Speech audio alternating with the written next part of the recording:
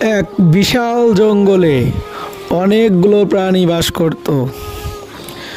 বাঘ, হাতি, বানর, খরগোশ আরও অনেক প্রাণী। তার মধ্যে বাঘ ছিল সবার রাজা। সে তার প্রজাদের খুব ভালো খেয়াল রাখত। সে প্রত্যেক দিন তার রাজ্য ঘুরে ঘুরে দেখত।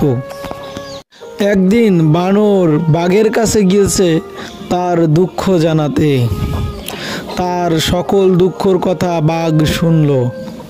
শোনার পরে বাঘ শুধু একটি কথাই বলল, নিজের জন্য ভালো থাকো, কারোর অনুমতির যেন দরকার না হয়। নিজের শক্তি তুমি নিজে হও নিঃশব্দে। নিজের ছায়ার মতো ভালো থাকো, চুপচাপ কিন্তু নিজের পাশেই।